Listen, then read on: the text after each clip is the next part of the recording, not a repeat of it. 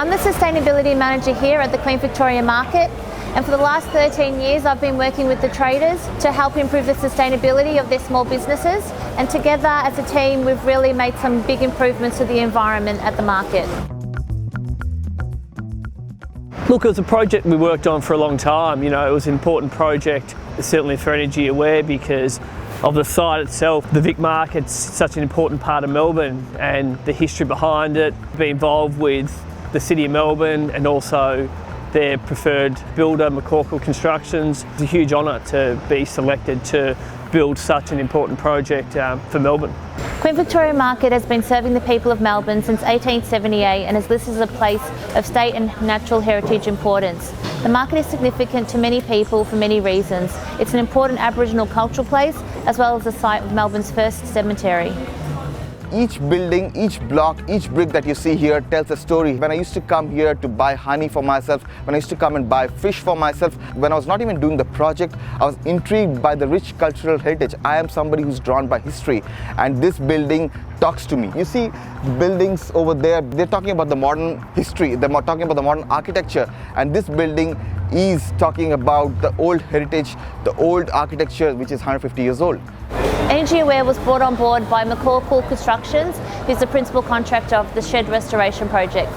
So City of Melbourne were very familiar with solar as a whole. They have done a lot of solar over the last few years.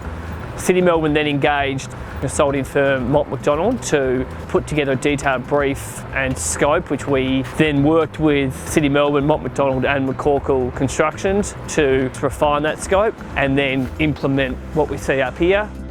The journey with JA Solar started in 2016 at the SNEC Gathering and Expo in China when we went with Solar Juice to have a look at a lot of the products and the manufacturers there. We met with JA, and basically they're an upcoming product that wanted to get into the commercial market. So we found that this project was ideal to give them a run and test their products and their manufacturing and their delivery, which they met excellently across all parts.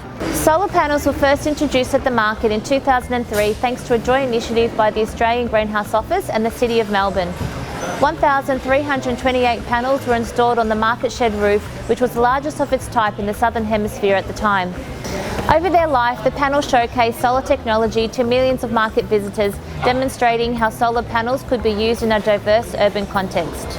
The roof profile here at QVM is a corrugated roof profile, which has obviously exposed screw lines, and using Clenergy's L-feet brackets system, had to turn the racking basically perpendicular and have the panels running landscape to meet all the clamping zones to fit the required panels on these sections of roofs. As you can see, the way they split up along the roof, they're very tight, and we had to have the walkways in between to meet obviously the requirements of the City of Melbourne and the builder as well. That was one of the technical issues that we worked around, but it worked out well. The relationship with SMA started back in 2008 and 9 with all residential solar in Australia. Basically, it was the primary product of use. Coming all the way now to 2021, we started this project. We're now using their premium commercial product. They're called One inverters. The Core 2 inverters on the other side of the market. These are a roof mount product. They're designed to be mounted on a roof scenario and withstand all the, obviously, rain, sun, wind, etc. That you get on a roof. And we've been using them on a lot of different locations around Melbourne. They've met all the standards that we've required, and the performance is awesome. Solar power will be used for public lighting, powering market infrastructure and providing electricity to the hundreds of traders running businesses under the open sheds, spanning fruit and vegetables, specialty goods and food. The discussion for this project started in 2013 when the City of Melbourne committed to renewing the Queen Victoria Market and surrounding precinct. This renewal includes a wide variety of sustainable objectives, including the installation of the 700 kilowatt solar panel system as part of the shed restoration project. The project as a whole took approximately 12 months. We had to tie in and working with the other trades on site, like the roofing contractors. When the days when the market was operational, we would have to limit the amount of trades we had on site. On those point in times, we might have anywhere from 3 to 5 trades. Days when the market wasn't operational, would have anywhere from 12 trades or more at one point in time. The market is on target to achieve zero carbon emissions by 2027, and upgrading our solar panel system is a great opportunity to reduce our environmental impact and lead change in the community. This is in line with the City of Melbourne's aim to be one of the most sustainable cities. We have around 1,330 panels on this roof, which basically is equivalent to 120 Victorian homes. Investing in solar power is a great way for everyone to make a real difference to the environment by reducing our reliance on non-renewable energy. Queen Victoria Market is proud to lead in this area with the help of City of Melbourne.